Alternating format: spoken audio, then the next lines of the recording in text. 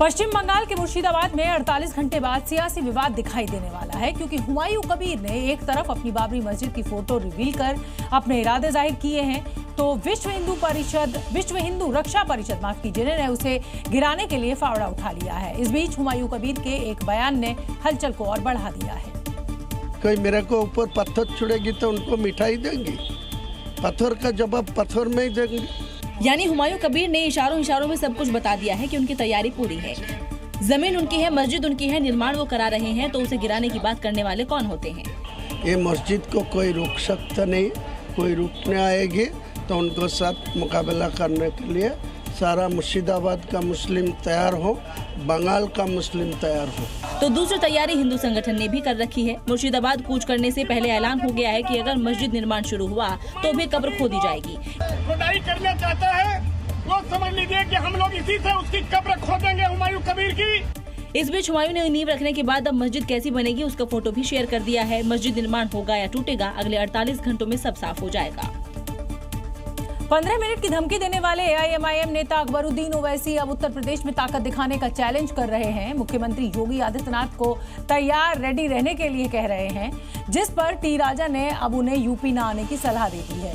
सियासी बयानबाजी 2027 के विधानसभा चुनाव को लेकर है। हालांकि योगी आदित्यनाथ को छोटे ओवैसी का ये चैलेंज कबूल है, क्योंकि AIMIM यूपी में सियासी जमीन तलाश रही है। पश्चिम यूपी में भले ही AIMIM का प्रभाव हो, लेकिन वो सीटों में कन्वर्ट नहीं हो सका है, इसलिए अब बात चैलेंज पर आ गई है। मिस्टर योगी तैयार हो जाओ, यूपी भी आ रहा हो। अब इसके बाद में यूपी चलते हैं और यूपी में अपनी ताकत अपने झंडे को गाड़ते हैं। निजामाबाद में दिए छोटे ओवैसी के चैलेंज पर टी राजा ने उन्हें वार्निंग दे दी। उन्हें डायपर मैन बताते हुए सीएम योगी से सतर्क रहने की चेतावनी दी। अकबरुद्दीन ओवैसी, जिसको हम डायपर मैन कहते हैं, यहाँ के जो हमारे मुख्यमंत्री है ना, वो तुम्हारा बाप है बेटा। उनके राज्य में मत अगर आएगा तो 72 हूरों के पास भेजने का कार्य हमारे बाबा जी करेंगे। 2027 के चुनाव से पहले ही नेताओं के तरकश से सियासी तीर निकलने लगे हैं, लेकिन विपक्षी नेताओं को योगी की ताकत भूलनी नहीं चाहिए। असम के मुख्यमंत्री हिमंत बिस्वा शर्मा और ओवैसी के बीच जुबानी जंग अब और तल्ख होती जा रही है। 2 रुपए से शुरू हुई लड़ाई हिमंता के गोली मारने वाले वीडियो से और ज्यादा गर्मा गई है, और अब तो इस लड़ाई में मौलाना अरशद मदनी भी कूद गए हैं। हिमंता के मियां मुसलमान के जवाब में जालिम और जंजीर जैसे शब्द से पलटवार कर रहे हैं। हिमंता शर्मा की टिप्पणियां और घुसपैठियों के खिलाफ बुलडोजर एक्शन ने पहले ही बवाल होता रहा है, लेकिन चुनाव से पहले हिमंता के जहरीले बयान सियासी गदर काट रहे हैं। पर बंदूक वाले ऐड ने तो बवाल ही कर दिया, जिसके बाद ओवैसी समेत कई मुस्लिम नेता हिमंता पर पिल पड़े हैं। हम अल्लाह के हुक्म से जिंदा हैं, अगर हम मर भी जाएंगे तुम्हारी गोली से तो खुदा की कसम हम शहीद कहलाएंगे। हमें खुदा की जात से तवक्को है कि एक दिन ऐसा आएगा जिसके अंदर जालिमों के गर्दन के अंदर जंजीर पड़ी हुई। लेकिन हिमंता को तो इन बयानों पर कोई फर्क ही नहीं पड़ रहा है। वो बोल रहा है मुझे 2 रुपया देगा। मैं बोला चलो 2 रुपया लेने में जाऊंगा तो फ्लाइट का खर्चा बहुत होगा, आप मुझे दे दो, यहाँ आके मैं ले लूंगा। हिमंता का एजेंडा क्लियर है, मियां मुसलमान के खिलाफ वो ऐसे ही बोलेंगे। उत्तर प्रदेश के मुख्यमंत्री योगी आदित्यनाथ ने एक बार फिर एकता की बात कही है। सीएम ने चेतावनी दी है कि देश के दुश्मन अलग अलग तरीकों से बांटने में लगे हैं, लेकिन सनातन पर अब बंटना नहीं है, अगर बटे तो कटने के रास्ते खुल जाएंगे। सीएम योगी ने ये बातें सीतापुर के तपोधाम आश्रम में कही, जहां वो सतगुरु गिरधारीनाथ जी महाराज आश्रम में आयोजित मूर्ति स्थापना दिवस और भव्य भंडारा कार्यक्रम में शामिल होने पहुंचे थे। और इसी दौरान उन्होंने बांग्लादेश में हिंदुओं के हालातों का जिक्र कर सनातन संस्कृति की रक्षा और राष्ट्रीय एकता का आह्वान किया। देश का दुश्मन आंखें लगाए बैठा है, आप बंट गए तो फिर कटने के रास्ते भी खोल जाएंगे। सीएम ने बताया तमाम सभ्यताएं मिट गई, लेकिन सनातन संस्कृति आज भी है। भारत ने हमेशा वसुधैव कुटुंबकम का संदेश दिया है और शरण मांगने वालों को शरण, लेकिन कुछ लोगों ने शरणार्थी धर्म निभाने के बजाय विश्वासघात किया और ऐसे लोगों से ही बचना है। संघ प्रमुख मोहन भागवत के वीर सावरकर को भारत रत्न दिए जाने के बयान पर अब सियासत तेज हो गई है। कांग्रेस ने एक बार फिर आजादी की लड़ाई में संघ की भूमिका स्पष्ट करने को कहा है, तो विपक्ष के कई नेताओं ने इस पर कड़ी प्रतिक्रिया दी है। स्वतंत्र वीर सावरकर को भारत रत्न मिला नहीं मिला, तो भारत रत्न मिला तो उस सम्मान का गौरव बढ़ेगा। संघ के 100 साल पूरे होने पर आयोजित इस कार्यक्रम में मोहन भागवत के इसी बयान ने सियासी घमासान मचा दिया। बीजेपी के नेता इसका समर्थन कर रहे हैं। आई थिंक हर भारतीय यही भाव रखता है। तो विपक्ष ने भी तंज कस दिया कि आखिर मांग क्यों कर रहे हैं, वो कह दें तो गोडसे को भी मिल जाएगा। 2014 से इनकी सरकार है, वीर सावरकर जी का नाम इस्तेमाल किया है, अपनी राजनीति के लिए किया है। जो गांधी के कत्ल का साजिश किया, अब उसको तो बोल रहे मुबारक हो। एक वक्त आएगा इस मुल्क में गोडसे को भी दे देंगे भारत रत्न, देखना बीजेपी वाले। सावरकर साहब की क्या उपलब्धि थी कि उन्होंने 2 राष्ट्र की थ्योरी दी थी, उन्होंने भारत और पाकिस्तान को बंटवारे का कराने का काम किया था। संसद से पहले ही कई मुद्दों पर बवाल मच चुका है और अब ये नया मुद्दा सामने आ गया है। बिहार के मुख्यमंत्री नीतीश कुमार एक बार फिर से सुर्खियों में है और वजह है उनका एक बयान जो उन्होंने बिहार विधान परिषद में कार्यवाही के दौरान दिया, जिसके बाद अब हर जगह उसी की चर्चा हो रही है। क्या है वो बयान, रिपोर्ट देखिए। दरअसल बिहार विधान परिषद की कार्यवाही के दौरान विपक्ष जमकर हंगामा कर रहा था। नारेबाजी करते हुए कार्यवाही को बाधित करने की कोशिश हो रही थी। फिर क्या नीतीश सत्ता पक्ष की ओर से कमान संभालने लगे और फ्रंट फुट पर बैटिंग करने लगे। इसी दौरान वो एक बयान ही दे बैठे। ये कोई काम की है, ये लड़की है, इसके जो वो हट गए कुछ दिन के बाद तहसी को बना दिया। ये लोग कोई काम कीजिए है। ये लोग आई 3 को बोल रही है, सुनो। इससे पहले भी नीतीश कुमार इसी तरह फुल फॉर्म में विधानसभा में नजर आए थे, जब आरजेडी की नारेबाजी के दौरान वो तेजस्वी पर भड़क गए थे। अरे तुम बच्चा है, अरे तुम्हारा बाप मेरे समय का न है। बिहार की सियासत में एक बार फिर हलचल मची हुई है। अनुष्का यादव के मां बनने और बेटी के जन्म की खबर के बाद तेज प्रताप यादव का नाम एक बार फिर से सुर्खियों में है, लेकिन तेज प्रताप ने आज इन सभी दावों को पूरी तरह से खारिज किया है। मुकेश रोशन और ये सबका मिली भगत से, जयचंदो का मिली भगत से हमको बदनाम करने का साजिश रचा गया।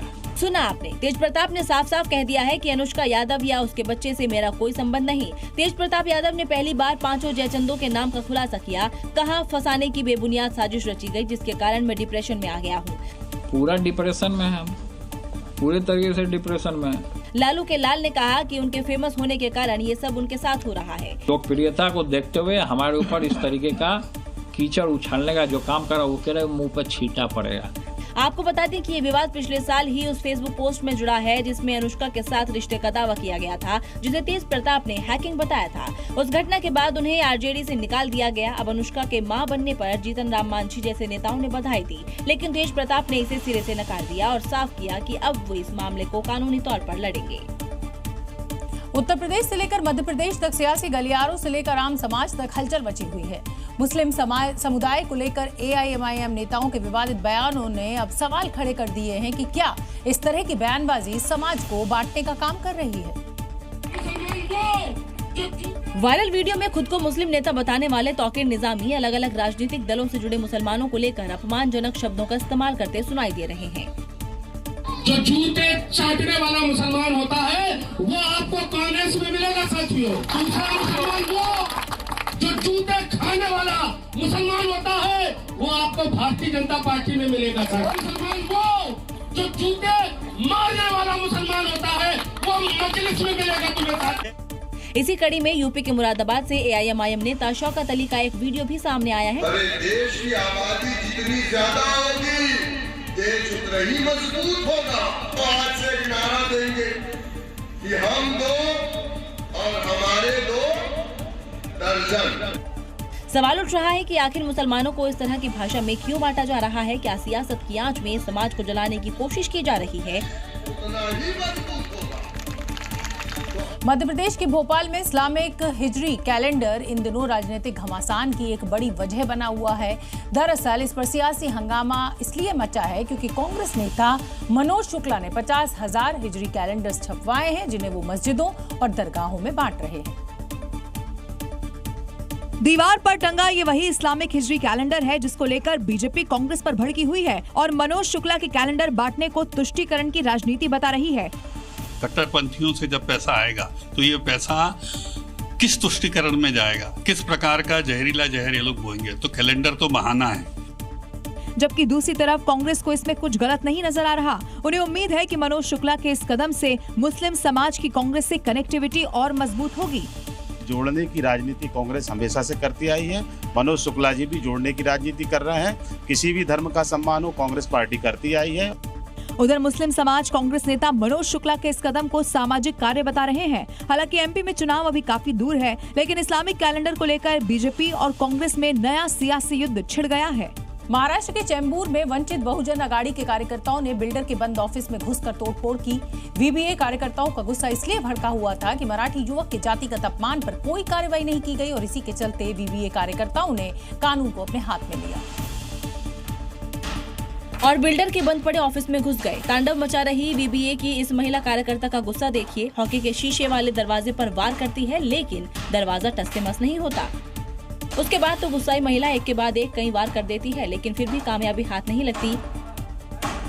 इसके बाद एक और कार्यकर्ता दरवाजे पर ताकत आजमाता है। लोहे की रॉड से दनादन वार करता है, लेकिन शीशे वाला दरवाजा फिर भी नहीं टूटता। इसके बाद दरवाजे पर मेहनत बर्बाद करने के बजाय वो ऑफिस की दीवारों पर लगे फ्रेम पर हमला शुरू कर देते हैं। इसके बाद वो टेबल कुर्सी पर अपना गुस्सा उतारती है। वंचित बहुजन अघाड़ी के कार्यकर्ताओं का आरोप है कि इस ऑफिस के बॉस ने एक मराठी कर्मचारी का जातिगत अपमान किया है, लेकिन केस दर्ज होने के बावजूद भी आरोपी पर कार्रवाई नहीं हो रही है। राजस्थान के बारा में एक गोवंश के बछड़े की मौत को लेकर किया जा रहा प्रदर्शन हिंसक हो उठा। बताया जा रहा है कि भीड़ में मौजूद कुछ उपद्रवियों ने पुलिस पर पथराव कर दिया था। इसके बाद पुलिस ने लाठीचार्ज शुरू कर दिया। इसके बाद वहां भगदड़ जैसी स्थिति भी बन गई। अरे मत बनाओ। सड़क पर गिरकर पुलिस के हत्थे चढ़ गया, तो कोई पुलिस की लठ बजते ही वहां से फरार हो गया। कुछ देर पहले तक जहां प्रताप चौक पर गौवंश को न्याय दिलाने के लिए नारेबाजी हो रही थी, वहां पुलिस प्रशासन के खिलाफ अब नारेबाजी होने लगी। लोगों के जूते चप्पल सड़कों पर बिखरे पड़े थे, तो कईयों को पुलिस ने शहर में माहौल खराब करने के लिए हिरासत में लिया। दरअसल यहां एक बछड़े का शत विशेष शव बोरे में बंद पाया गया था, जिसके बाद गौरक्षक और हिंदू समाज ने बंद का ऐलान कर दिया। आवश्यक सेवाओं को छोड़ दुकानें बंद भी थी। लोग सड़क पर उतर गाय के बछड़े को न्याय दिलाने की मांग कर रहे थे, लेकिन भीड़ में मौजूद कुछ लोगों की वजह से ये हालात पूरी तरह से बिगड़ गए। उत्तर प्रदेश के हाथरस में मासूम की मौत के बाद जमकर बवाल मचा। मासूम की मौत के बाद गुस्साए ग्रामीणों ने थाने पर ही पथराव कर दिया। गुस्साई भीड़ ने हंगामा करते हुए आरोपियों के खिलाफ कार्रवाई की मांग की है। गुस्साई भीड़ का गुस्सा पुलिस थाने पर पत्थर के रूप में निकला। तस्वीरों में देखिए कैसे पुलिस थाने को लोगों ने घेर रखा है। पटरियों पर खड़े होकर वहीं से पत्थर थाने पर बरसाए जा रहे हैं, जिसमें पुलिस की कई गाड़ियां टूट गई। पथराव से बचने के लिए पुलिसकर्मियों को वहां से भागना पड़ा। हालात बेकाबू होते देख मौके पर 6 थानों की पुलिस फोर्स पहुंची, जिसके बाद पथराव और उपद्रव कर रहे लोगों को पुलिस ने लाठीचार्ज से खदेड़ा। दरअसल मुरसान इलाके में एक कार ने 2.5 साल के मासूम को कुचल दिया। हादसे में घायल मासूम की अस्पताल में मौत हो गई थी, जिसके बाद भीड़ ने जमकर बवाल किया। पुलिस ने आरोपियों की पहचान कर उन्हें गिरफ्तार कर लिया है। आरोपियों की गाड़ी से पुलिस को शराब की बोतलें भी मिली हैं। जयपुर में मुख्यमंत्री भजनलाल शर्मा के कार्यक्रम के दौरान सुरक्षा चूक का एक मामला सामने आया है। मुख्यमंत्री के कार्यक्रम में एक ड्रोन ने सुरक्षा कर्मियों के हाथ पैर फुला दिए, क्योंकि मंच पर मौजूद मुख्यमंत्री से कुछ फीट की ही दूरी पर ये ड्रोन उड़ रहा था, जिसे देखकर सीएम भजनलाल की सिक्योरिटी फौरन एक्शन में आई और ड्रोन को नीचे उतारा गया, क्योंकि ये ड्रोन जहां उड़ रहा था उससे कुछ ही दूरी पर सीएम भजनलाल शर्मा मौजूद थे। ड्रोन को नीचे उतारने के बाद कार्यक्रम स्थल पर सुरक्षा व्यवस्था को और ज्यादा बढ़ा दिया गया, क्योंकि पंडाल के अंदर उड़ रहे इस ड्रोन के कुछ फीट की ही दूरी पर सीएम भजनलाल कार्यक्रम के लिए तैयार मंच पर बाकी वीवीआईपी के साथ बैठे हुए थे।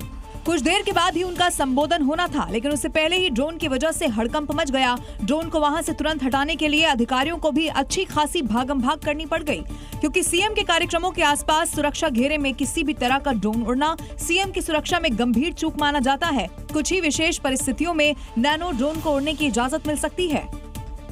उत्तर प्रदेश के वाराणसी में दाल मंडी गली में प्रशासन की कार्रवाई के खिलाफ दुकानदारों ने जोरदार प्रदर्शन किया। प्रशासन यहां अब तक की ये सबसे बड़ी कार्रवाई के लिए बुलडोजर लेकर जब पहुंचे तो दुकानदार भड़क गए। एक ने तो अपने ही दुकान में और मकान में आग लगा दी।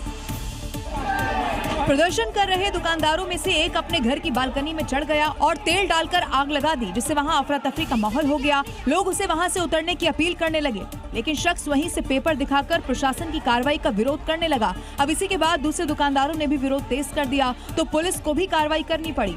बड़ी तीखी प्रतिक्रिया यहाँ पर दाल मंडी गली में जबरदस्त देखे, फिर एक बार खींचातानी और 4 लोगों को पुलिस ने हिरासत में लिया है और बताया गया कि उन सभी ने लोगों को भड़काने और माहौल बिगाड़ने की कोशिश की थी।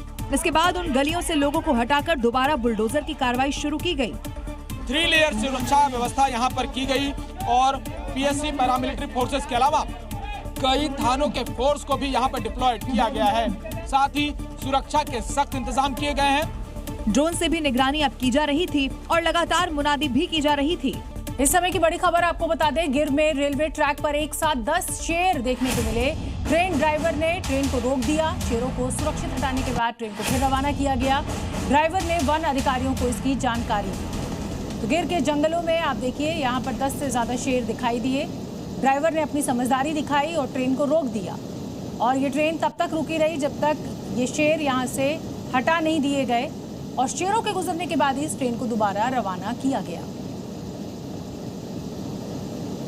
इस समय की बड़ी खबर आपको बता दें, मध्य प्रदेश के टीकमगढ़ से ये बड़ी खबर। यहाँ पर भूमि विवाद में 2 समुदायों के बीच लाठी डंडे चले हैं। 2 पक्ष, माफ कीजिए, हमले में 6 से ज्यादा लोग घायल हुए हैं। परिवार के अंदर ही जमीन का विवाद था और ये दोनों पक्षों के बीच आप देखिए किस तरीके से लाठी डंडे चल रहे हैं, एक दूसरे को पीट रहे हैं, और तो और महिलाएं भी इस पूरी धींगा मस्ती में, जिसे कहिए, कि शामिल हुए हैं।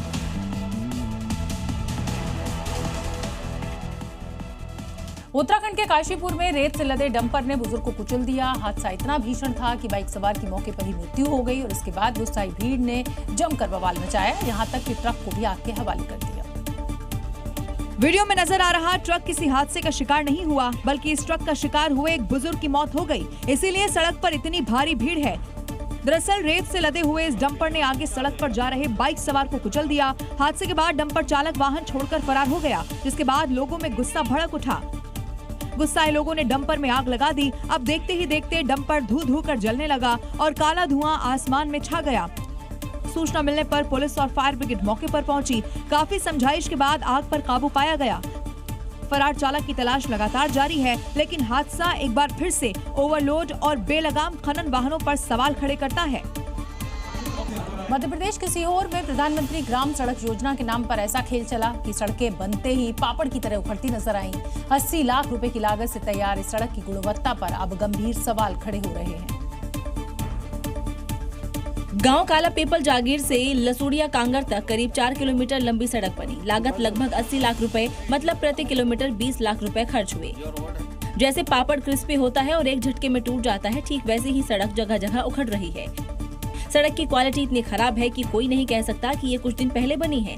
4 किलोमीटर के इस रास्ते में जगह जगह दरारें आ रखी हैं। ग्रामीणों का आरोप है कि इस सड़क के निर्माण में डामर की जगह काले तेल का उपयोग किया जा रहा है। ये घटिया निर्माण हो लिया है, और ये ठेकेदार की लापरवाही में हो लिया है। कोई मजबूती से रोड नहीं बन रही है। अभी इस तरह की स्थिति है तो बारिश के मौसम में पूरी तरह सड़क खराब हो जाएगी। ग्रामीणों ने इसको लेकर सीएम हेल्पलाइन में शिकायत भी दर्ज कराई। सबसे हैरान करने वाली बात यह है कि सब शिवराज मामा के गृह जिले में हो रहा है। मध्य प्रदेश के नरसिंहपुर में वन कर्मियों पर हमला करने वाले 6 बदमाशों को पुलिस ने गिरफ्तार कर लिया है। इन बदमाशों को सबक सिखाने के लिए पुलिस ने इनका जुलूस भी निकाला। सभी आरोपी माफी मांगते हुए कोर्ट तक पहुंचे।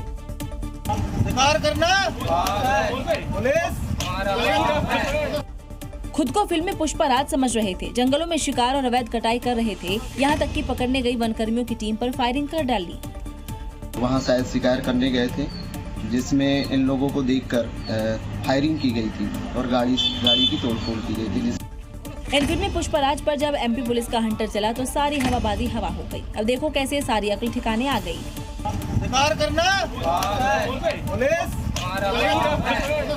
पकड़े गए ये सभी 6 बदमाश अपने गुनाहों की माफी मांगते नजर आए। आगे से ऐसा ना करने की कसम खाते दिखे, लेकिन इनका जुलूस निकालते हुए कोर्ट तक ले गई पुलिस। उत्तर प्रदेश के अमरोहा में शादी की खुशियों के बीच अफरा तफरी मच गई। कई लोग आपस में लाठियों और पत्थर से वार करते नजर आए। छेड़खानी को लेकर हुए इस बवाल में 4 युवक गंभीर रूप से घायल भी हो गए। ये घटना बारात के दौरान हुई, जब डांस के दौरान महिलाओं से छेड़छाड़ को लेकर पहले कहासुनी हुई। बात बढ़ी तो दोनों पक्ष आमने सामने आ गए और देखते ही देखते लाठी डंडे चलने लगे। जिसके हाथ ईंट पत्थर लगे उसने ईंट पत्थर से ही वार कर दिया। किसी के हाथ में डंडा है। बारात में अचानक हुई इस हिंसा से मौके पर अफरा तफरी मच गई। मेहमान इधर उधर भागने लगे और शादी का माहौल पूरी तरह बिगड़ गया। पूरी घटना सीसीटीवी में कैद हो गई, जिसमें मारपीट और भगदड़ साफ देखी जा सकती है। फुटेज के आधार पर पुलिस जगह जगह दबिश दे रही है ताकि आरोपियों को जल्द ही गिरफ्तार किया जा सके। इस समय की एक और बड़ी खबर आपको बता दें, शिवम मिश्रा ही लैम्बोर्गिनी कार ड्राइव कर रहा था। जी न्यूज को पक्के सबूत मिले हैं। दुर्घटना के ठीक बाद का वीडियो हम आपको दिखाएंगे। ड्राइविंग सीट से निकाला जा रहा है शिवम। वकील का कहना था शिवम ड्राइव नहीं कर रहा था, लेकिन एक्सक्लूसिव वीडियो जो कि जी न्यूज के पास मौजूद है उसमें आप देख सकते हैं कि कैसे गाड़ी की ड्राइविंग सीट से शिवम को निकाला जा रहा है।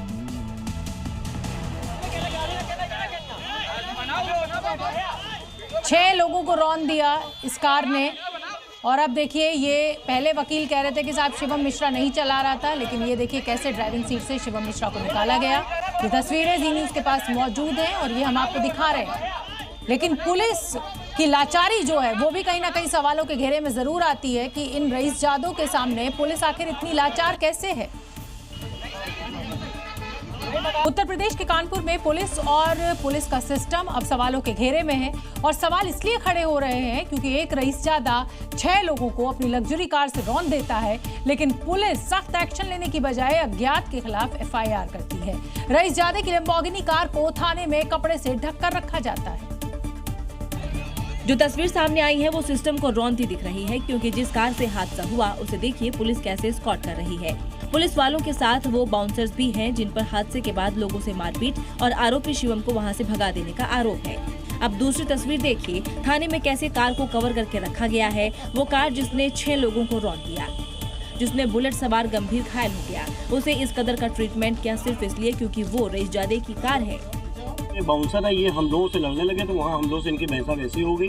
कोई सज्जन थे जब गाड़ी भिड़ी है तो उतारे गए हैं, तो उनके मुंह से हमें लग रहा है कि एक्सीडेंट में स्टीयरिंग उनके मुंह में लगी है, तो उसकी वजह से उनके खून निकल रहा था। थाने में शिकायत होती है, कारखाने में है, चश्मदीद है, लेकिन इसे सिस्टम की लाचारी कहेंगे कि पुलिस एफआईआर अज्ञात के खिलाफ दर्ज करती है, जिसके बाद मामले ने और तूल पकड़ लिया है। आखिर हम ऐसा क्यों कह रहे हैं कि लैम्बोर्गिनी ने सिस्टम को कुचल दिया?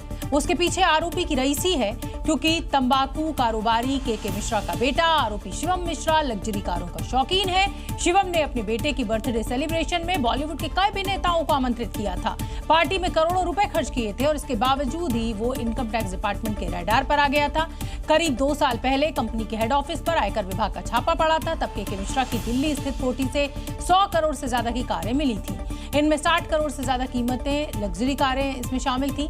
16 करोड़ की Rolls Royce Phantom car, Lamborghini Ferrari, McLaren कारों की जानकारी मिली थी। कानपुर में लैम्बोर्गिनी से हुए हादसे में 24 घंटे का समय बीत चुका है, लेकिन आरोपी शिवम मिश्रा पर अभी तक कोई कार्रवाई नहीं हुई है। विवाद बढ़ता देख आखिर पुलिस ने आरोपी को हिरासत में लिया। अज्ञात की जगह शिवम के नाम पर एफआईआर दर्ज की गई, लेकिन पुलिस की लाचारी की तस्वीर जो सामने आई वो पूरे सिस्टम पर तमाचा है। पुलिस बढ़ते दबाव के बाद आरोपी शिवम मिश्रा के कानपुर स्थित उसके घर पहुंची, लेकिन बेबसी देखिए, पुलिसकर्मी कभी इस कोने के अंदर झांक रहा है तो कभी बीच में खड़े होकर अंदर जाने की कोशिश कर रहा है। लेकिन शायद ये पैसे की हनक ही थी कि ना तो दरवाजा खुला और ना ही कोई बाहर आया। तो दरवाजा तो खुले, दरवाजा खुलेगा मिलेगा चले जाएंगे। आलीशान घर के अंदर एक और लैम्बोर्गिनी दिखाई दी, जिसे बाउंसर्स कवर करते दिखाई दिए, लेकिन किसी ने दरवाजा नहीं खोला। हालांकि डिप्टी सीएम का कहना है कि दोषियों पर एक्शन होगा। इसमें पुलिस कार्रवाई कर रही, जानकारी मिली है, मुकदमा लिखा गया है, उसकी जांच करके कार्रवाई। मामला बढ़ता देख आरोपी पर एफआईआर तो दर्ज हो गई है, लेकिन एक्शन कितना सख्त होगा ये बड़ा सवाल है। पंजाब के तरन तारण के एक कॉलेज में दिल दहलाने वाली वारदात हुई। यहाँ एक लॉ स्टूडेंट ने अपनी क्लासमेट की गोली मारकर हत्या कर दी और उसके बाद खुद को भी गोली मार ली। कॉलेज के अंदर हुई वारदात का सीसीटीवी फुटेज भी सामने आ गया है। वीडियो में नीला बैग लिए हुए प्रिंस राज नजर आ रहा है। उसके साथ संदीप कौर और उसकी दोस्त नजर आ रही है। दोस्त के कहने पर संदीप कौर प्रिंस राज से बात करने के लिए बेंच पर बैठती है। बातचीत हो रही थी कि प्रिंस राज तुरंत उठकर बैग से पिस्तौल निकालता है और संदीप पर फायर झोंक देते हैं। गोली लगते ही वो बेंच पर गिर जाता है, जिसके बाद प्रिंस राज पिस्तौल को अपनी कनपटी से सटाता है और फायर कर देता है। गोली लगते ही वो भी जमीन पर गिर जाता है। गोली चलने से क्लासरूम में अफरा तफरी मच जाती है। बाकी स्टूडेंट्स डर के मारे वहां से भाग जाते हैं। प्रिंस राज ने इतना खौफनाक कदम क्यों उठाया, पुलिस इसकी जांच कर रही है। क्या ये मामला एक तरफा प्यार का था या आपसी रंजिश, जांच के बाद ही साफ हो पाएगा। बड़ा सवाल ये है कि एक छात्र कॉलेज के अंदर पिस्तौल लेकर दाखिल हो गया, कॉलेज प्रशासन को इसकी भनक तक नहीं लगी।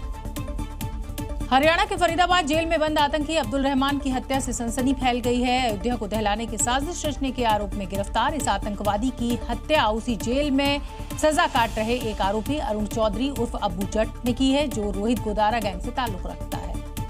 अब्दुल रहमान की इसी जेल में बीती रात पीट कर हत्या किए जाने की बात सामने आई है। हत्या में किसी नुकीली चीज का भी इस्तेमाल किया गया था। रहमान की मौत की खबर से जेल में हड़कंप मच गया और सीनियर अधिकारी रात में ही मौके पर पहुंच गए। मारने वाला कोई और नहीं बल्कि एक युवक है जो कि कश्मीर से ही जिसका संबंध बताया जा रहा है। पुलिस को हत्या के एक मामले में बंद अरुण चौधरी उर्फ बब्बू जट पर शक है। फॉरेंसिक इन्वेस्टिगेशन टीम भी यहां सबूत जुटा रही है। मार्च 2025 में हैंड ग्रेनेड और विस्फोटकों के साथ पकड़ा था और ऐसा बताया जा रहा है कि उसने ये विस्फोटक अपने एक साथी शकील के साथ एक खेत में दबा कर रखा था। हालांकि बब्बू जट ने तो इसके बारे में कोई जानकारी नहीं दी है, लेकिन रोहित गोदारा गैंग ने इसकी जिम्मेदारी ले ली है। पुलवामा आतंकवादी हमले की बरसी से पहले सीमा पार एक बार फिर दहशतगर्दी की साजिश रचने का खुलासा हुआ है। खुफिया एजेंसियों के मुताबिक जैश के आतंकी 12 फरवरी से पहले घुसपैठ की कोशिश में हैं। आतंकवादियों की ये प्लानिंग भारत को दहलाने के साथ ही अपने आका मसूद अजहर का बदला लेने की भी है। क्योंकि ऑपरेशन सिंदूर के दौरान बहावलपुर में भारत ने मसूद अजहर को वही दर्द दिया था जो उसने पुलवामा में दिया था। हमले में मसूद का पूरा परिवार खाक में मिल गया था और इसी दर्द का बदला लेने के लिए जैश के आतंकी बेचैन हैं। जैश-ए-मोहम्मद आतंकी संगठन के आतंकी जो हैं वो जम्मू कश्मीर के अंदर घुसपैठ करके किसी बड़े हमले को अंजाम दे सकते हैं। इस बार आतंकी एलओसी की बजाय सांबा और कठुआ इंटरनेशनल बॉर्डर से घुसपैठ कर सकते हैं। इनपुट मिला है कि यहाँ मौजूद आतंकी इस बार 2 ग्रुप में बंटकर घुसपैठ की कोशिश में जुटे हुए हैं। तो वहीं दूसरी तरफ देश के जाबाज जवान इन्हें घुसपैठ के लिए पहले हुर्रों के पास पहुँचाने के लिए पूरी तरह तैयार है। मध्य प्रदेश में जाम छलकाने वालों को महंगाई वाला करंट लग सकता है, क्योंकि मोहन यादव सरकार केंद्र से मिलने वाली करों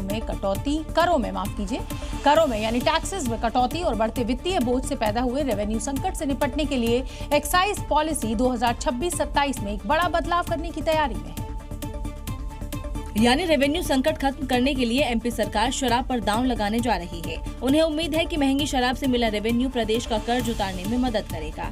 एमपी सरकार के इस फैसले से शराब की 1300 की एक बोतल के दाम 50 रुपए बढ़ जाएंगे। वैसे इस वक्त एमपी सरकार पर 4.84 लाख करोड़ का कर्ज है। दूसरी तरफ केंद्र ने केंद्रीय करों में हिस्सेदारी कम कर दी है। टीसीएस यानी टैक्स एट सोर्स को 1% से बढ़ाकर 2% कर दिया गया है।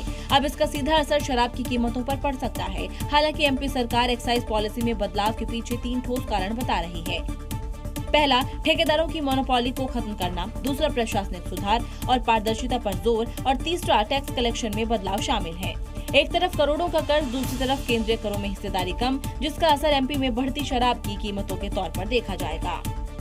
मोबाइल गेमिंग की लत किस कदर जानलेवा साबित हो सकती है, इसका एक खौफनाक उदाहरण उत्तर प्रदेश के मेरठ में देखने को मिला। गेम खेलने के दौरान युवक का ब्लड प्रेशर इतना ज्यादा बढ़ा कि उसके दिमाग की नस फट गई। मोहम्मद कैफ को ऑनलाइन गेमिंग खासतौर पर पबजी खेलने की लत लग चुकी थी। वो घंटों तक मोबाइल पर गेम खेलता रहता था और अक्सर कान में ईयरफोन लगाए रहता था। घटना वाले दिन भी कैफ देर रात तक ऑनलाइन गेम खेल रहा था। इसी दौरान उसे अचानक तेज सिरदर्द हुआ और वो बेचैन होने लगा। कुछ ही देर में उसकी हालत गंभीर हो गई। परिवार के लोग उसे तुरंत पास के अस्पताल में ले गए, जहां से हालत गंभीर होने पर उसे दिल्ली के सफदरजंग अस्पताल रेफर कर दिया गया। वहां 2 दिन तक उसका इलाज चला, लेकिन डॉक्टरों की तमाम कोशिशों के बावजूद उसकी जान नहीं बचाई जा सकी। मोहम्मद जब गेम खेल रहा था, उसका ब्लड प्रेशर 300 के पार पहुंच चुका था। उसकी मौत की खबर मिलते ही घर में चीख पुकार मच गई। नहीं, गेम गलत है, गेम को मिटा दो, खत्म कर दो गेम को। ये गेम ना खेले कोई भी, इसको बंद कर दीजिए गेम को। ऑनलाइन गेमिंग की लत किस कदर बच्चों को और युवाओं पर हावी हो रही है। पहले गाजियाबाद में गेम के चक्कर में 3 बहनों ने अपनी जान दे दी। अब कैफ की गेम के कारण जान चली गई। मध्य प्रदेश के भोपाल में साइबर अपराध की दुनिया अब अमीरों से निकलकर गरीब मजदूरों तक पहुंच गई है। मजदूर राजकुमार को ठगों ने 3 दिनों तक डिजिटल अरेस्ट में रखा। वीडियो कॉल पर निगरानी बनाए रखकर उससे 1.5 लाख रुपए ऐंठ लिए। राजकुमार को कॉल करने वाले ने खुद को एनआईए का सीनियर अधिकारी बताया और कहा कि उसके खाते से एक आतंकी को फंडिंग की गई है। वीडियो कॉल पर लगातार निगरानी रखी। राजकुमार डर के मारे घर में ही बैठे। केस क्लियर करने के नाम से 1.5 लाख रुपए अलग अलग खातों में ट्रांसफर करवा लिए। जी सर, तो आपने जैसे बताया तो वैसे ही कर रहा था। परिवार को शक हुआ तो थाने में शिकायत की। टीम ने तुरंत एक्शन लिया और यहाँ हुआ नकली पुलिस और असली पुलिस का आमना सामना। ये छोला मंदिर बात कर रहे हो भोपाल से? किस केस में अरेस्ट चाहिए? हेलो, बताइए क्या रिपोर्ट है इनके अगेंस्ट? किस चीज का पैसा मांग रहे हैं आप इनको? क्यों डरा रहे हैं आप इनको? अगर आपको ऐसा कोई कॉल आए तो तुरंत कॉल काट दें। पुलिस और परिवार से बात करें। 1930 पर साइबर क्राइम हेल्पलाइन डायल करें। उत्तर प्रदेश के मेरठ से एक सनसनीखेज मामला सामने आया है, जहां शादी से महज कुछ घंटे पहले महिला कांस्टेबल का अपहरण होने से हड़कंप मच गया। जिस घर में शहनाइयां बजने वाली थी, वहां अचानक चिंता की लकीरें नजर आई। अलीगढ़ के साइबर क्राइम थाने में तैनात महिला कांस्टेबल की बारात आनी थी। शादी की रस्में पूरी हो चुकी थी, हाथों में मेहंदी लगी थी, लेकिन शादी से कुछ घंटे पहले अचानक दुल्हन लापता हो गई। घटना की सूचना मिलते ही परिजन थाने पहुंचे। पिता ने आरोप लगाया कि हिस्ट्री शीटर अंकित उनकी बेटी को जबरन किडनैप कर ले गया है और उसकी जान को खतरा है। पुलिस ने महिला कांस्टेबल को ढूंढने के लिए 4 पुलिस टीमों का गठन किया और करीब 8 घंटे के भीतर महिला कांस्टेबल को सुरक्षित बरामद कर लिया। अब महिला के बयान दर्ज होने के बाद ही पूरे मामले की सच्चाई सामने आ पाएगी। फिलहाल शादी टल गई है और गांव में चर्चा का माहौल बना हुआ है। उत्तर प्रदेश के बिजनौर में बीच सड़क जंग का अखाड़ा नजर आया। यहाँ एक महिला को लेकर 2 युवकों के बीच सरेआम जमकर मारपीट शुरू हो गई। लात घूंसों और बेल्ट से हुई इस लड़ाई का वीडियो सोशल मीडिया पर अब तेजी से वायरल हो रहा है। पहले कहासुनी हुई, फिर गाली गलौज और देखते ही देखते दोनों युवक सड़क पर एक दूसरे पर टूट पड़े। वीडियो में दिख रहा है कि भद्दी गालियों के साथ जमकर लात घूंसे चल रहे हैं। बीच सड़क हुई इस मारपीट में अफरा तफरी मच गई। राहगीर रुक गए, भारी भीड़ जमा हो गई। लोगों ने बीच बचाव की कोशिश की, लेकिन दोनों युवक काफी देर तक लड़ते रहे। दरअसल ये महिला बाइक पर एक युवक के साथ चौक पर पहुंची थी। तभी पीछे से आए दूसरे युवक ने महिला को अपनी पत्नी बताते हुए विरोध शुरू कर दिया और सवाल उठाया कि वो किसी और के साथ क्यों घूम रही है। मामला वहां उलझा जब एक युवक ने उसे अपनी पत्नी बताया तो वहीं महिला ने दूसरे युवक को अपना पति बता दिया। मारपीट करने वाले युवक फरार हो गए और वीडियो के आधार पर पुलिस मामले की जांच कर रही है। उत्तर प्रदेश के देवरिया में प्यार की एक अनोखी कहानी सामने आई, जहां प्रेमिका से मिलने गए युवक को ग्रामीणों ने पकड़ लिया और पंचायत ने सीधे शादी करा दी। घर के कमरे को ही शादी के मंडप में बदल दिया। पंडित जी ने वही वेदी लगा दी और मंत्र पढ़ना शुरू कर दिया। दुल्हन एक सिंपल पीली साड़ी में बैठी है। दूल्हे ने भी घर के कपड़े पहने और सेहरे के नाम पर गुलाबी रंग का साफा बांध रखा है। एक कमरे में ही विवाह की रस्में पूरी कराई गईं। दोनों ने अग्नि को साक्षी मानकर 7 फेरे लिए और साथ निभाने के वचन लिया। इस मौके पर दोनों गांव के प्रधान और कई ग्रामीण मौजूद रहे। युवक अक्सर अपनी प्रेमिका से मिलने उसके गांव जाता था। 6 फरवरी को भी युवक युवती से मिलने पहुंचा था। तभी ग्रामीणों की नजर उस पर पड़ गई और उसे पकड़ लिया गया। इसके बाद पंचायत बुलाई गई, जिसमें दोनों पक्ष शामिल हुए। बातचीत के बाद ग्राम प्रधान ने दोनों की शादी कराने का प्रस्ताव रखा। विचार विमर्श के बाद दोनों परिवार इस पर सहमत हो गए।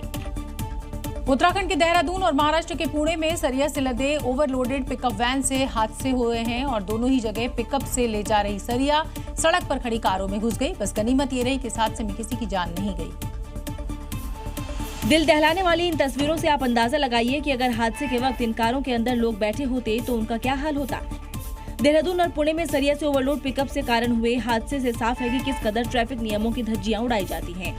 देहरादून के त्यूनिक में पिकअप ड्राइवर की लापरवाही देखिए। एक तो पिकअप सरिया से लदा हुआ है, दूसरी तरफ रफ्तार भी काफी तेज है। यही वजह है कि मोड़ पर बेकाबू पिकअप सामने खड़ी कार को टक्कर मार देता है। हादसे में कार की डिग्गी खोल रहे एक शख्स को चोट आई। अब पुणे में हुए ओवरलोडेड पिकअप से हुए हादसे की तस्वीर देखिए। पिकअप में लदी सरिया पीछे का शीशा तोड़ते हुए कार में घुस गई। हादसा इतना भयंकर है, सरिया कार को चीरते हुए डैशबोर्ड तक पहुंच गई। गनीमत रही कि हादसे के वक्त कार में मौजूद कोई नहीं था। दोनों घटनाएं ओवरलोडिंग रोकने के पुलिस के दावों की पोल खोलकर रखती है।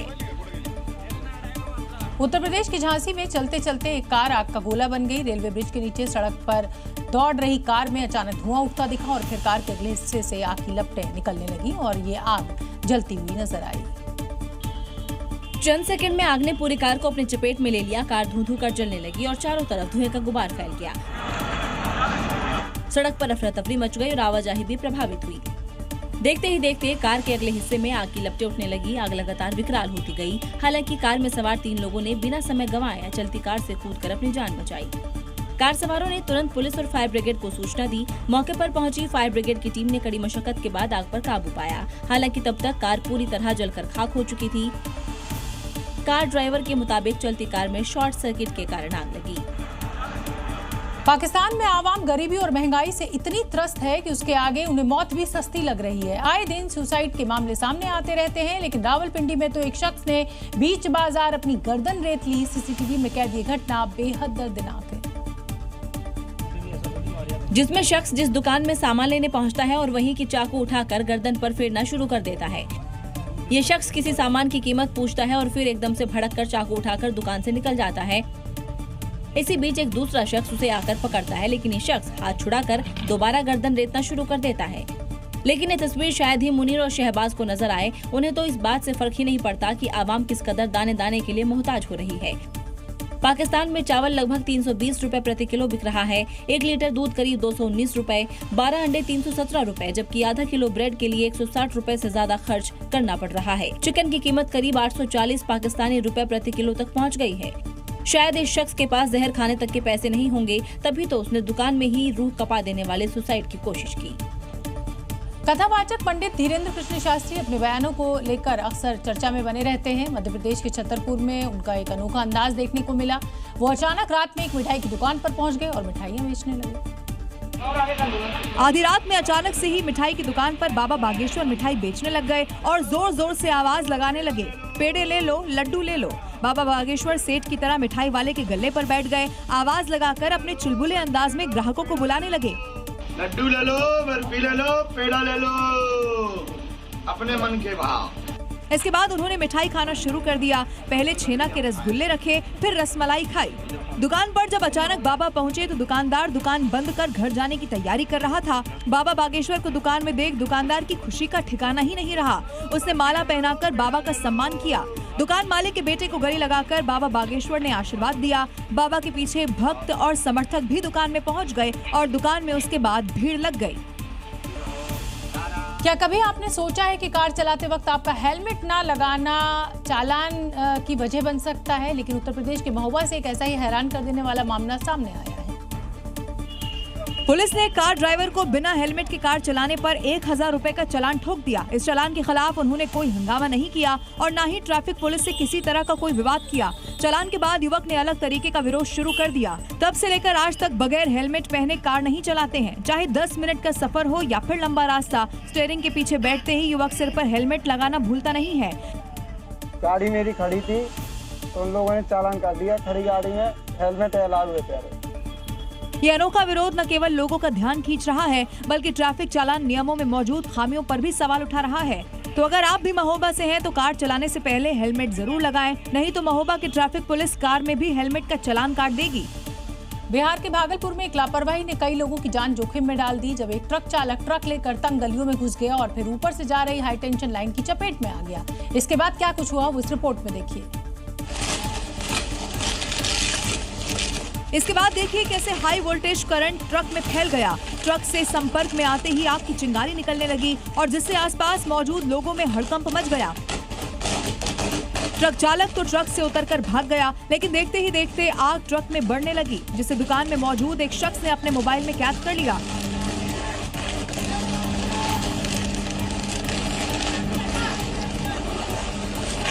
इससे लापरवाही ही कहेंगे कि रिहायशी इलाकों में ट्रकों की जाने की परमिशन आखिर किसने दी, और इस तरह की लापरवाही अगर होती है तो फिर कई जिंदगियां दांव पर लग जाती हैं।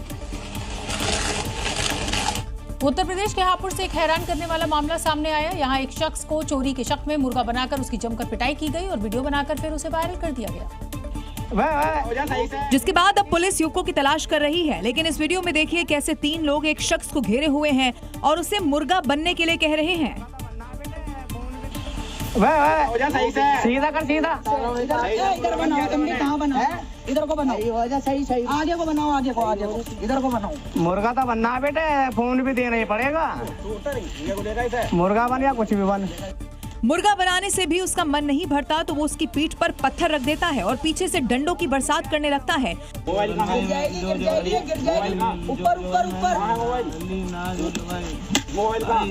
ऊपर इसका असर भी ना हो रहा, इसका असर ना हो रहा भैया, कुछ भी असर भी ना हो रहा। इसका हकीकत फोन लेगा ना, तो मेरी जेब में मोबाइल ना आ जाए। जो मेरे द्वारा युवक खुद को बेकसूर बता रहा है, लेकिन उसकी पिटाई करने वाले नहीं रुकते और मोबाइल न देने तक पिटाई की धमकी देते रहे हैं। सोशल मीडिया पर दिल दहला देने वाली तस्वीरें सामने आई हैं। यहाँ एक मासूम बच्ची पर आवारा कुत्तों का झुंड टूट पड़ा। ये पूरी वारदात गली में लगे सीसीटीवी कैमरे में कैद हुई, जिससे साफ है कि आवारा कुत्तों का आतंक थमने का नाम नहीं ले रहा। वीडियो देखिए, एक संकरी गली में बच्ची जा रही है, तभी 3 से 4 आवारा कुत्तों ने मासूम को घेर लिया। बिना किसी उकसावे के उस पर हमला कर दिया। वीडियो में साफ दिखता है कि बच्ची खुद को बचाने की कोशिश करती है, लेकिन कुत्ते पीछे हटने का नाम नहीं लेते। बच्ची खुद को कार के सहारे सटाकर बचने की कोशिश करती है, कभी पत्थर फेंकती है, लेकिन ये आवारा कुत्ते मासूम को नोचने के लिए आमादा दिखाई दे रहे हैं। चीखने की आवाज सुनकर गली में मौजूद घर से एक महिला डंडा लेकर निकलती है और कुत्तों को भगाती है। तब जाकर बच्ची की जान बच पाती है। लेकिन ये सिर्फ एक घटना नहीं, बल्कि सिस्टम की नाकामी का आईना है। मुंबई ने एक बार फिर साबित कर दिया कि वो पानी बचाने की बातें सिर्फ पावर पॉइंट प्रेजेंटेशंस में ही करते हैं, बाकी रियल लाइफ में पाइप फोड़कर सीधा 50 फुट ऊपर फाउंटेन शो चालू कर देते हैं। बांद्रा में पानी की मेन लाइन फट गई। लाखों लीटर पीने का पानी सड़क पर यूं ही बह रहा है। पूरा सीन ऐसा लग रहा है जैसे बीएमसी ने बजट बचाने के लिए नया स्प्रे पार्क बनाया हो।